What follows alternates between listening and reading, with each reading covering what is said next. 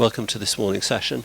We have a recording produced by Francisco Costa, CT1EAT and M0HOJ on the QO-100 DX Club.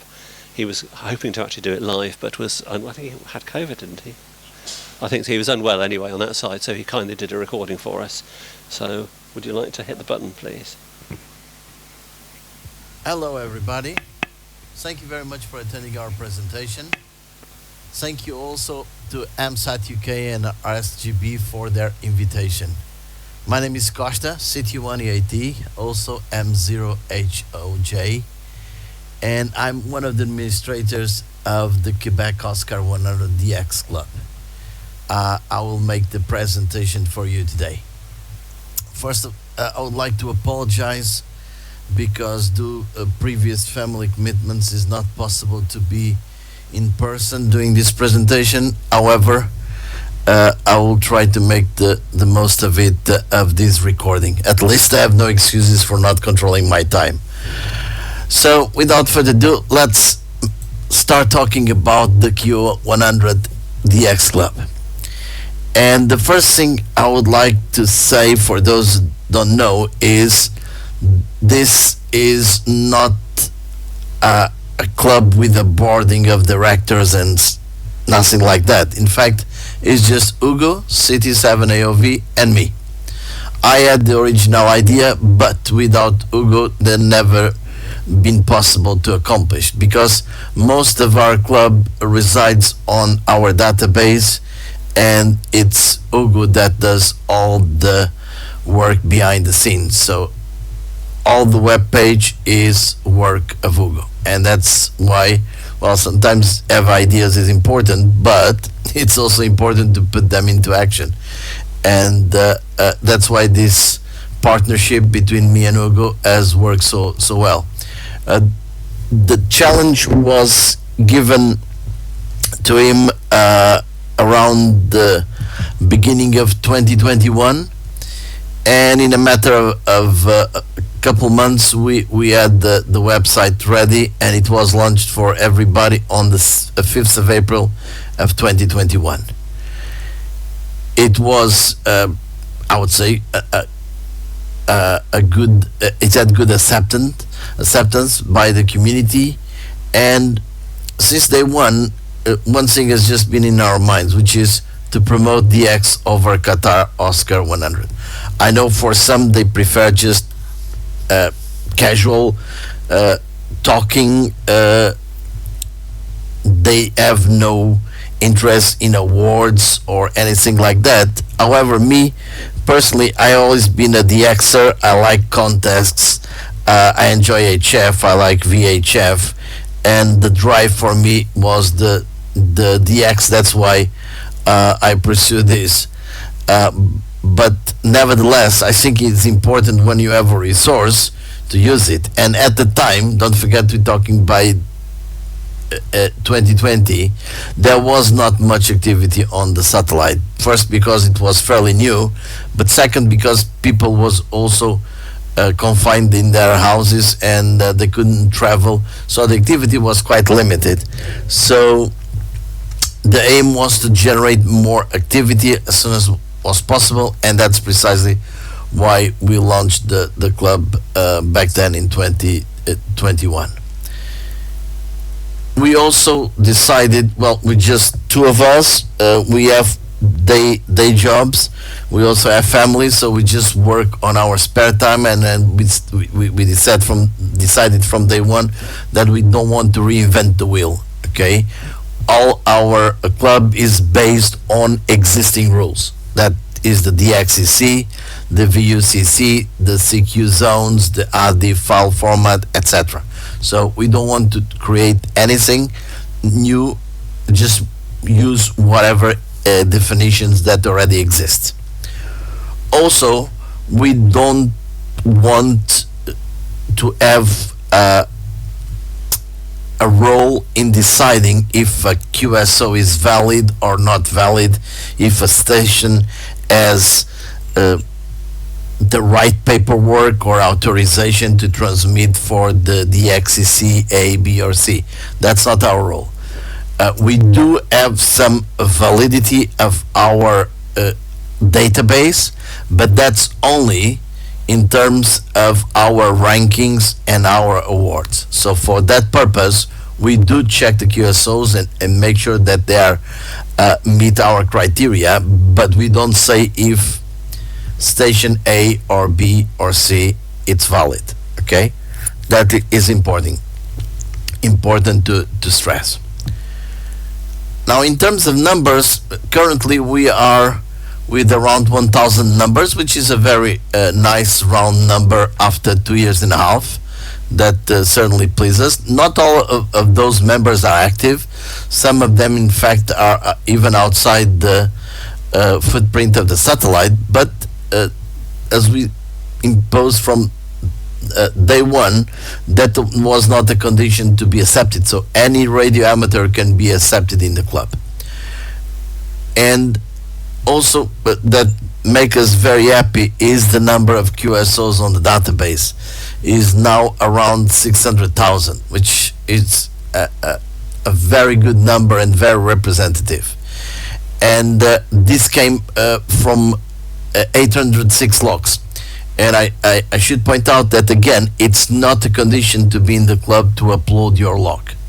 We also made that by definition that we don't require members to upload their log. If they wish, yes, we're happy, but if they don't, it's not a problem either. Okay, it's just good in terms because we have data to show what sort of activity there is on the satellite, and this is important because if somebody went to great length to give this resource to us, now I think it's our duty to use it and also report back and say what sort of activity we are getting out of it. Because if there is no activity, so if in the future somebody has the same idea, why is he going to bother if nobody uses it? So it's really important to show, and that is with data, and that's what the database allows to us, is to show some data. And on this chart you can see in different colors by total number of QSOs and by modes. So we divide things in terms of SSB, CW, data, and image. Image has very little expression on the satellite. As you see, the line is quite flat. CW varies, but again it's around 5-10%, usually not more than that. And the major modes are obviously SSB, but also the data mode. And you can see on that black line, that was the moment that we created the club. And you can see there is a huge spike on that month, but it was just coincidence, okay? Because it was not because of the club that spike happened. It was because of the Polarstern research ship that was active during that period. But I think it's possible to see the difference before the existence of the club and afterwards. And I give you just the example, if any other was needed, the ranking for the data modes, because initially when we launched the club we just had two rankings for SSB and CW, and then a few months later in August we launched the ranking of image and also data, and there was a huge spike on the following months precisely after the ranking. So definitely we have no doubts that the club generates a lot more activity, and I think it's visible, and obviously we have a sense of pride when we look at this chart, obviously. Now, much to talk about the club, it's talk about our webpage, okay? And that's where this presentation is going to be much centered, is about the webpage, what we can offer to our members and even to non-members, because in fact most of the webpage is visible to anyone, okay? There are just two reserved areas, but most of it, even if you're not member, you can still check it, okay? and that's the same. Again, that was by design. So we decided not to close this behind a login page only for members. We decided to make available to all community, regardless if they are members or not. And let's go then see our web page. I'm going to open a browser and bring it, and there it is. So this is as the moment that I'm recording this, which is the Thursday, 12th of October. This is currently our web page. As you see, we have news, usually 5-6 news, current events or future, and we have the menu that I'm going to introduce you in a moment. Okay, this news typically is about new DXCCs or new grids, but also some special stations, which is the case of this one related with the Jamboree on the air, but mostly is about new DXCCs, new activity, and there's always some exciting news. Some of that are these news are given by our members, others are relayed by members that see the news elsewhere, and other times we just copy from, like someone else, we copy from other websites. So all sorts of news, as long as it's related to the Qatar Oscar 100, it will cover it sooner or later. Now, if you're not a member, that is precisely what you see, and all the menus that you see are here. There are just, as I said earlier, there are just two hidden ones. Okay, one is regarding the QSL gallery, and the other is your own profile. So if you are not a member, how do you proceed? Well, you press login, and in fact, if you try to log in, you need to have your credentials, obviously. Now, I have mine here, as you can see, by default. If you're not a member, what you need to do is press here in register. Okay, when you press register, you have to give us your call sign, your email address, and you have to define your own password. Okay, you type it once, you type it 2 times, and then you register. As simple as that. Okay, if you are a listener, you tick that box, otherwise please don't tick it. Okay, and once you register, we will receive an email, and then we need to validate, and this happened. So in a year ago, this was all automatic, but unfortunately we had a massive attack of spam. In a day we had more than 100 fake accounts registered, so we had to stop with that, and now every single new account, it needs to be manually validated. Okay, and in a matter of hours, you're going to receive an email back saying your registration has been accepted. You can now log in and upload your log if you wish. So that is the procedure. Okay, as I am already logged in, I already have my own account, so I just proceed to log in. By the way, just another thing, if by any chance you forgot your password, do not ask us, because we don't keep a record of passwords. In fact, we don't keep a record of anything. Other web pages, you have to accept if you want the cookies and all that. You don't need to do that in ours. Not because other reason, then we don't keep any cookies at all. Okay, so there is no cookies on our website, and there is no password records either. So if you forget your password, all you need to do is reset it. Okay, so once you're good, you are logged in, and you end up in your profile area. So you see now you have a new menu here, profile, and another one here with the gallery. This is the QSL gallery. Okay, so if you're new to the club, what you need to do next? Well, you should fill your details, your name. Okay, the password you're not able to change. By the way, that's one thing that we are asked from time to time. What happens if you change email? You have to tell us. There is no a provision to the user to add their own email. So you cannot do that. You can change the password if you want, but not your email. That needs to be done by us. We give the possibility if you don't want to be seen on the rankings. Some members have asked that to us, so that's absolutely fine.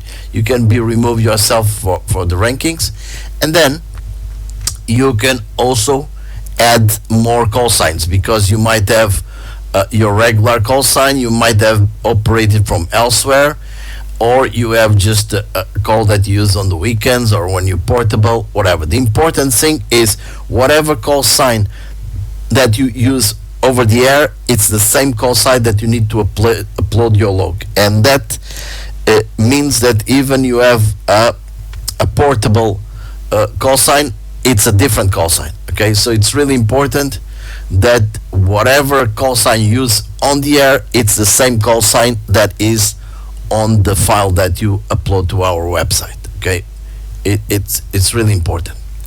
So what else have on your profile?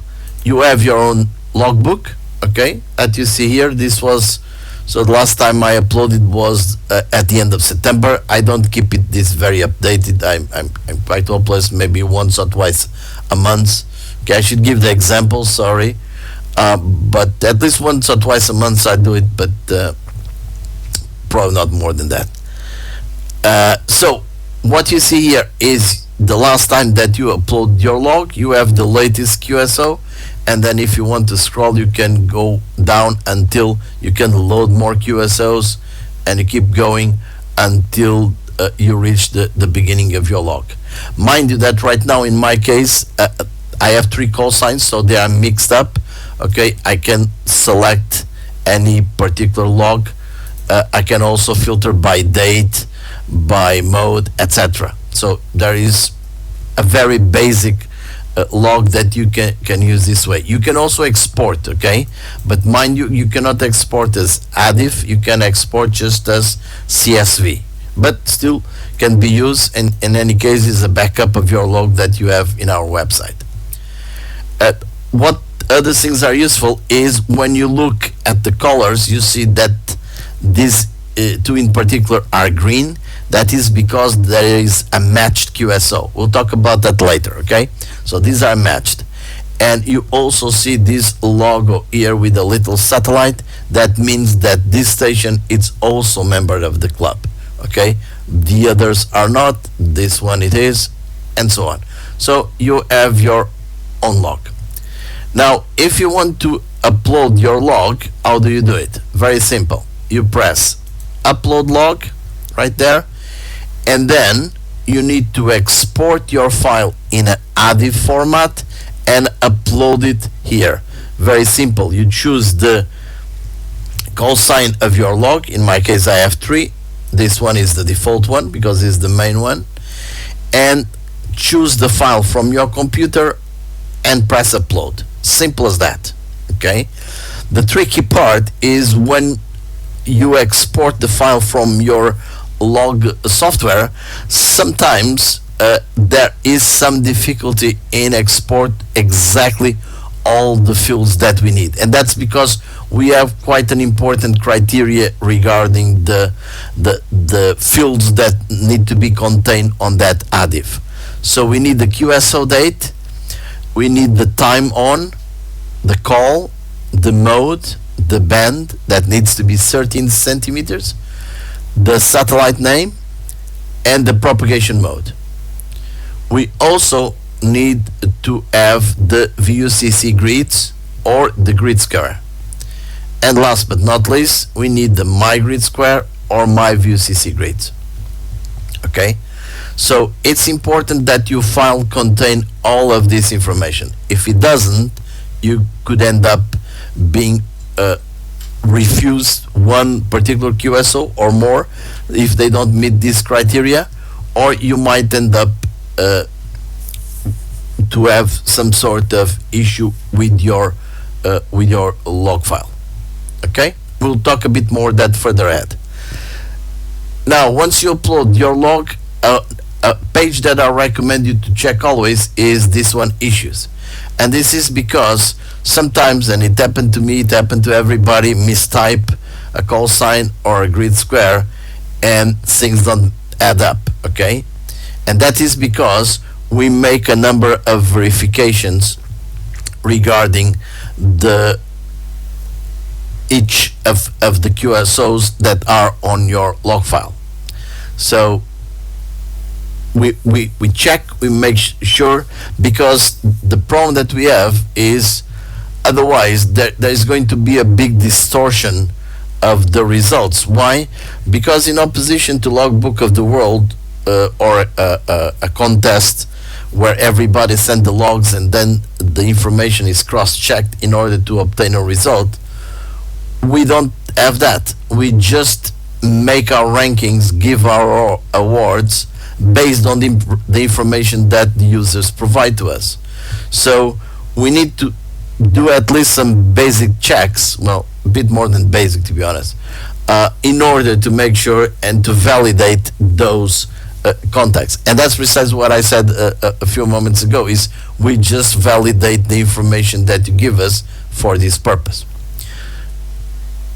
Right, we also have a map with a grid map, so you can see easily what grid squares have you worked, where grid squares you have active, if more than one. In my case, I've been active from 3. There is some statistics that is very interesting, so we know where you spend or what modes you operate most commonly. In my case is SSB and FT8, as you can see, a bit of FT4 as well, little CW, and a bit of RTTY. So that is the modes that I've been operating, and you can see across the years and across the months of the year the sort of activity, and you can see very easily if I'm more or less active, etc. So it's very useful, and I can check this by all or by different call signs. If you have upload a QSL card, this is the QSLs that I have uploaded to our gallery, so there is a copy there. Information about our status, what grids or DXCC missing, prefix, etc. So there's some interesting statistics here as well. And last but not least, our awards. So if we have reached a level of the award, we can proceed to download the awards. So this is all under your profile. So it's very useful. It's not a logbook, but it provides very useful information. Okay? So this is the profile. Let's go back to home so you can see the main web page. Okay, the main web page. Now, I already mentioned the news. You can read in detail. This is about Abdel that has been busy from Algeria on the past 2 days. This is just that particular news. If you go back, if you click here on top, you'll see all the news that we have posted so far. So we have a single page with all the news since we start the club. Okay, I guess at some point we start filtering this by year, but for the time being they're all in a single page if you want to search, because sometimes it might be useful. The QSL gallery, it's really nice because it's QSLs that the members have received and they upload them to our website, and it's like a portrait of all the QSLs that the members. You just see the last 5 here. If you see more, you need to drop down this menu and look for any QSL that you're looking for. Now be aware that we just accept QSLs that you have received and then you scan and send to us. Okay, we don't accept your QSL cards. We don't accept QSL cards from digital formats. We just accept paper QSL cards, and we also want to make sure that the QSL cards are from a Quebec Oscar 100 satellite. Okay, so if they don't have any indication that they've been done through satellite or they just, for instance, very often we receive QSLs that only say 13 centimeters. Sorry, we will not display them. We just want to make sure all QSLs have been reported by done by QSOs on Qatar Oscar 100. About the rankings, we have a huge selection, as you can see here, from DXCC, VUCC, grids. This is basically the same ranking. The difference is when we first started, we didn't fully implemented VUCC grids by how can I put, by over, we just didn't know. Basically, it was more ignorance than, but nevertheless it was our error. We found out it later, and we give a full year for the members to move, and by the end of this year the VUCC grids ranking is going to be over. Then we have by 2 grids, we have also by the summatory of all the XCCs, by the number of QSOs, by prefix, by CQ zone, etc. So we have a wide range of number of rankings. Some of them are a single ranking. Okay, for instance, for the sum of the XCC is just a single ranking, but in the case of, for instance, the XCC, there is also by mode. Okay, so you can see, oh, when you see in black, okay, is the your own call sign. Okay, so you'll see it very visible. Okay, what else? We have seen the rankings. Now, in terms of the results, we have the awards, and this is an important aspect of our presentation. Our club is the awards, because who doesn't like an award? And we have 3 to choose: the bronze, silver, and gold. And in order to obtain them, you need to reach 50, 100, or 150 DXCCs worked via satellite, via Qatar Oscar 100 satellite. Okay, there is also a force award, but nobody has reached it yet. Okay, and by our estimates, it will take at least a couple years to reach, but who knows? I wish it's earlier. It's when you reach 175, and keep in mind there are 206, perhaps 7 if somebody is able to make contact from Canada, who knows? But for the time being, we have 175 DXCCs for reach platinum, and we still a few years, I would say, before that happened. So by then we will well, before that we will make it available, because right now, as you see there, it's not visible in our website yet. There is also awards for the listeners. We have a list of DXCCs that never been activated for our records. So if you're planning to go abroad somewhere, well, there you are. You can choose from the list, and there are still a few, some more accessible than others, but obviously the list is shrinking, and the harder, I would say, is the ones saved for last. Okay, also the most wanted DXCC, and this list is compiled based on the number of QSOs on our database. Okay, it might have been not exactly the number of QSOs that the stations have actually done, but those only uploaded to the database. And as you can see, South Georgia, it's ranking number 2, because if you remember, there was only about 20 minutes of activity on the island. So that explains why it's in number 2. Number 1 was a French station that was operating from Cote d'Ivoire, and a few minutes after operating there was some sort of storm, or I don't know exactly, but it just damaged the equipment, and it was able only to make a very few number of QSOs. So that is the reason. Every other DXCC, there's a reason behind why they are in this position, but It's just to say that it's only accounts the number of QSOs on our database. Okay. Now about the grids, we have the list of the most and least active grids, also the dates of the first and the last QSO reported on the database, and that helps for stations that looking for a particular grid. They have some information. We also have a grid map that the color scheme reveals the activity. So the lighter, the less activity on those particular grids, the darker, more actives they are.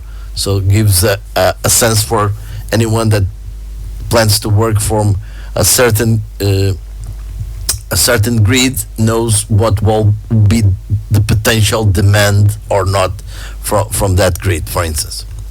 So that is under the grid map. We also have a grid map with 2 digits only, so we see which are the squares that have been more and less active, and those that are still have not been active at all yet.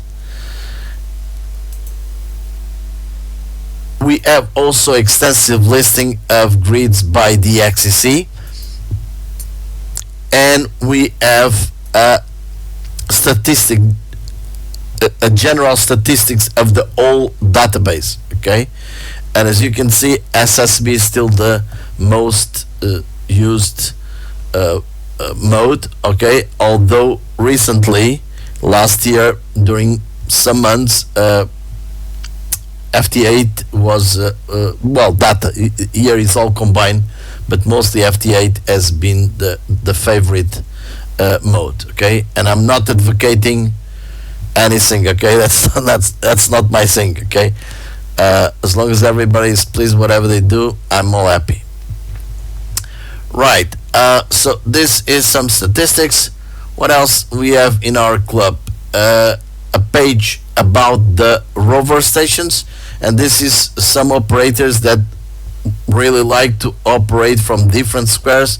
They have their portable equipment, they get on their cars or planes or whatever, and they just go across, and we have quite a list of stations. More are going to be added with time. We try to please everybody, but it's not always difficult, not always easy to keep up, because some are really active. I'm thinking about Paulo, where is he? F5 here.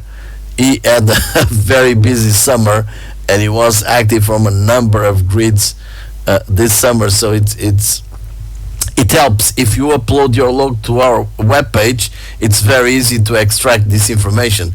Otherwise, it's quite time consuming. Okay, so please consider uploading your log if you want to show up on these rover pages. Well, if you upload your log, you literally jump the clue, definitely.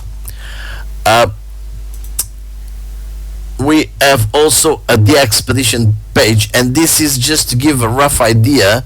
If you go on the expedition, what sort of numbers you can expect, because we have had the requests in the past from fellow amateurs that going, and they were asking us, so how many stations is likely I'm going to work on a given mode. So here you have an idea of stations that have operated, some more or less time, some with more or less operators, and you at least have a rough idea what you can expect when you go to a certain DXCC. Okay, and this is for the results. About the club itself, we have our rules, which are fairly basic and simple. It was nice if everybody followed them, but not always happen, especially when it comes to the transponder rules. We have a page of frequently asked questions, and again, it was nice if everybody checked them before emailing us, but we reply to every email. For that, by the way, we have a contact page. Okay, so every time you need to address us, we have this contact page. We have also a list of the members, and as you can see, we are in 1023 right now, which is very nice. I just point out the number one. Okay, he was a good friend of mine, Pedro. Maybe some have QSO with him and have met him before. He used to be a great active on the satellites in the past, and also member of AMSAT-PO in Portugal. So that's why he unfortunately died a COVID. He was one of the first victims of COVID in Portugal, and well, in his memory, we dedicated number one of our club to him. Last but not least, we just have here of information about us and our project, and who support us, obviously, as AMSAT, the Qatar Amateur Radio Association, and AMSAT-DL. We also have the support of Clublog and the DX World Net as well, from source of news. In terms of resources, we have some information here, and some are very useful, like operating tips. Also, for those who like to operate a board, there is this document from the Amateur Association that has a comprehensive information about the XCCs and what kind of license do you need. It's not specific made for operating a satellite or Qatar Score 100, but it's very, very useful. Okay. There is also guides for use the logbook of the world, or certain software, how to use full duplex operation. Nowadays there is a new version of WS-GTX that has already full duplex, but when this was published a few months ago, that didn't exist. We have also a list about to P or not to P, okay? And this is because some stations, although portable, sign /P, some don't. So we have a compilation. It's not updated. I should stress this was 19 March 2023, so it still needs to be updated, but at least it provides enough information for many of the regular confusions that we have. And this is because for a log, having a P or not having a P makes a whole difference. It's not the same call, okay? For us it looks the same, but for a database it's not the same, okay? We have also API documentation, and this is for those that like to write their own software and integrate our website with their own software. For instance, we have members that the moment they make a QSO, it's immediately exported to our website, and this is via the API. We have also for others, that is the case of CloudLog, those use CloudLog. And we have also a DX calendar that tell us about the activities of a certain stations and when they're going to be active, okay? It just remind me that I need to delete this here, because unfortunately this operator was using his motorhome traveling through to Norway, but unfortunately the motorhome broke down, so he had to finish early, so I need to update that. Apologies. And that's pretty much about the resources. Now, another very useful feature is our skimmer, okay? And as you can see, we have a top plus and a top down, and that is because we had hoped that when we release this skimmer for FT8 and FT4, that stations could recognize that they are using too much power. Unfortunately, that still has yet to happen, although we see some stations in negative numbers. The majority is way too positive. And quite frankly, I don't know what else we can do, okay? We don't like to name and shame. They are here. But, well, shame is a relative thing, okay?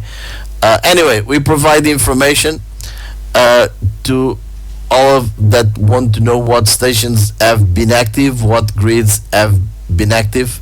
That is the main goal, but hopefully we were hoping that some stations reduce their power, okay, because it's pointless to use so much power. I mean, it's not necessary. And keep in mind, FT8, FT4 is a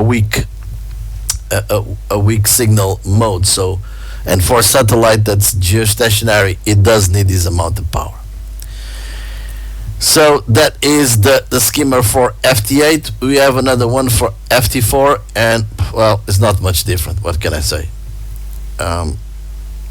Anyway, hopefully it will improve at some point. Okay, it will improve at some point. Besides the skimmer, we also have a cluster, and this is fairly new. Okay, this is a compilation of data that we collect from the DX cluster and we display in our web page. Okay, that is the aim. There's still very little activity. You cannot input your own, so this was just start an idea. We haven't even made it very public, but hopefully we will improve it in the future. Okay, and that is in very quick way the introduction of our website.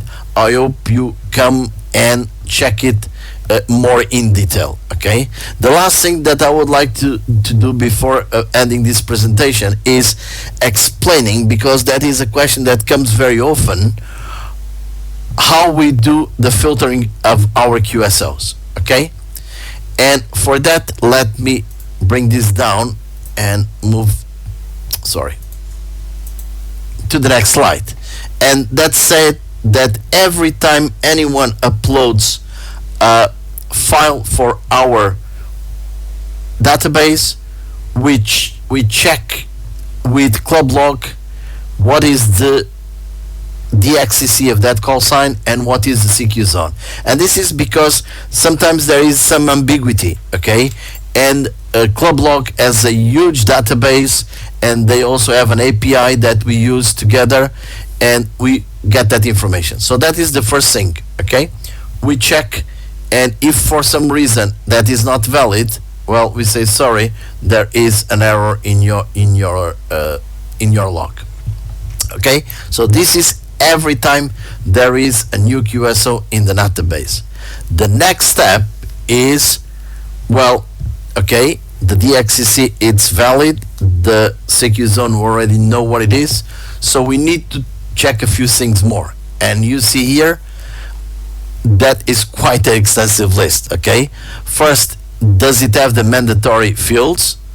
Is it a Q100 QSO? And that is because sometimes members export other satellites, QSOs from other satellites together with Q100, so we don't want those. Okay, we also check, does it have valid data? So the date, the mode, the grids. Is the QSO date good? Because sometimes, or in the past, we had QSOs even before the satellite has been open to traffic, just by error or whatever. And also, is it the call sign of the user? So we do all these checkups. Okay, and this is every time there is a QSO in a file. Okay, if it looks good, we say okay, let's upload it to the database. If not, the users will receive an email and say there is a reason why this QSO has some problems. Then the next step is when we use the QSO. So when we generate the tables, the awards, the user profile, we do another checks. Okay, we check if the mode is valid. Okay, because some are not, like FM or ATV or AM or whatever. Is the call sign valid? Is the DXCC in the footprint? And you might think, well, this is silly. Yeah, but if you change a character on a call sign, it could give a totally different DXCC, and it might not even be in the footprint. And just to give an idea, I think we already have more than 100 DXCCs on the database, when in fact only 153 have been active. So we need to limit this. And also if the DXCC is active or not, because sometimes again we receive reports of QSOs of DXCCs that are not active, either because it was a pirate or simply because somebody mistype the call sign and end up being another DXCC. So if that is all okay, we say okay, the QSO is good for the ranking and awards. However, we have one last check, which is the match QSO, okay? And that is because our goal is always to be like the logbook of the world. So we just receive the information from all the logs, cross-check, and print the output, okay? That's our dream. But unfortunately, we still don't have enough data for that, okay? Just to give you an idea, currently we have around 20-something% of our QSOs are matched. So it's not enough. But nevertheless, that's our dream, okay? And for doing that, we do an additional matching that log of the book doesn't do, for instance. So we check if the my grid is valid, if the grid is valid, and we evaluate the QSO against the validation rules. And if all these match, then we say, okay, we have a matching and it's good for ranking and awards. There is also one thing that I like to a last thing that I want to mention, which is the 3 QSO rule. And why is that? It's just to give an idea. Right now we have 13,590 call signs on our database. Of those, 5,530 only have a single QSO. That's 40%. 40% of the call signs on our database have a single QSO. So unfortunately, many of those are error. Some are correct, okay, let's face it, but the large majority are not. So how can we distinguish? So we come up with this idea of making a 3 QSO rule. That means that a call sign, in order to be accepted for our website, it needs to be at least on 3 different logs.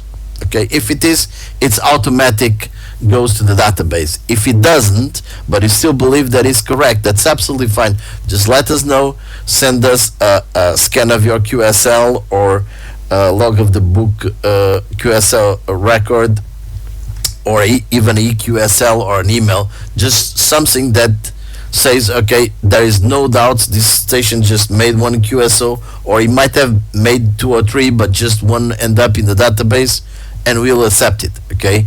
But otherwise, we have to have some way of filtering this 40% extra, or not 40, but very close percent of call signs that have just a single QSO. With the XCCs, it's not as bad. With grids, we have a very similar problem, but again, we are able to filter. But the call sign is really hard, because how can you tell if it's a call sign is real or not? Okay, we could check with the QRZ.com, but still it will not make, because it could be, it happened once that we email a station asking, because he was a Brazilian station, had 4 or 5 different grids, and that didn't make any sense. So we email it, and in return the operator said, well, I never did a single QSO on the satellite. So it was all busted calls, and each of them with different grids. So sometimes these things happen, and we have to have a way to filter them. Anyway, this was just to give an idea the lengths that we go in order to make sure that every single QSO that goes into a database is accurate. We know for a fact that the error is around 3%. Okay, we have stations that have a lot less than that. We have some that have a lot more than that, but the average error on our database is 3%, which we think it's a very reasonable number. It's been like that for nearly a year, so we don't think it's going to be much down than that, but we still aim. But the main goal is the match. So the moment that we have, let's say, a rate of 80% or 85% of matched QSOs, we can drop completely the 3 QSO rule, and we can just cross-check the database. That's our goal. So if you plan to join our club, that's the web address. Very simple, QuebecOscar100dx.club. And if you have any questions, please don't hesitate to call, to email us, and I'll be happy to reply to your questions. That given that it's not possible to do it this way. Thank you very much for attending our presentation. It was a pleasure, and we look forward to see you on the satellite. Best 73s. Bye bye, and thank you very much for your attention.